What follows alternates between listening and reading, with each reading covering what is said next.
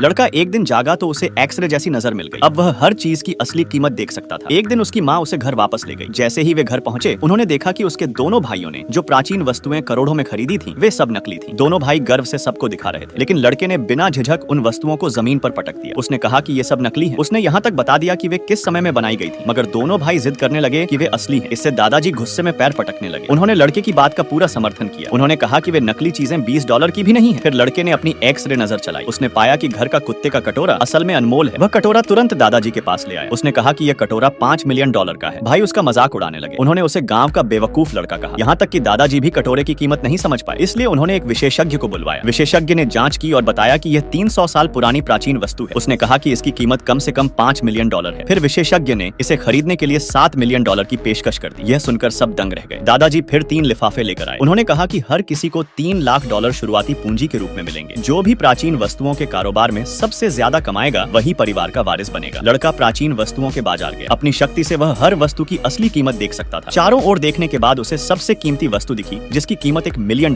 तभी उसने एक दुकानदार के पास एक स्याही पत्थर देखा जो अनमोल था। लड़के ने तुरंत उसे खरीदने की कोशिश की, लेकिन तभी उसके दोनों भाई आ पहुंचे। उन्होंने स्याही पत्थर उससे छीन लिया, मगर वे नहीं जानते थे कि असली खजाना तो उसके साथ की स्याही डंडी थी। जब दुकानदार ने बताया कि पूरा सेट $9 लाख का है, तो भाइयों ने स्याही डंडी खरीदने से मना कर दिया। उन्होंने सिर्फ स्याही पत्थर को $6 लाख में खरीद लिया। उनके जाते ही लड़के ने पुष्टि की कि स्याही डंडी की कीमत $5 मिलियन है। उसने उसे केवल $3 में खरीद लिया। फिर सब दादाजी के पास लौटे। भाइयों ने स्याही पत्थर का मूल्यांकन करवाया। दादाजी ने कहा कि यह 100 साल पुरानी दुर्लभ वस्तु है और कम से कम $3 मिलियन की है। भाई गर्व से लड़के को दिखाने लगे। वे हंसने लगे कि उसने बेकार सी स्याही डंडी खरीद। लड़के ने दादाजी से कहा कि यह स्याही डंडी मिंग राजवंश की शाही वस्तु है जो 1000 साल पुरानी है। इसकी कीमत बाजार में कम से कम $5 मिलियन है। उसने कहा कि इसकी एक बूंद पूरी झील को काला कर सकती है। भाई बोले कि वह बस झूठ गढ़ रहा है। उन्होंने गुस्से में स्याही डंडी को झील में फेंक दिया। अगले ही पल पार्क की कृत्रिम झील स्याही के विशाल तालाब में बदल गई। सभी लोग स्तब्ध रह गए।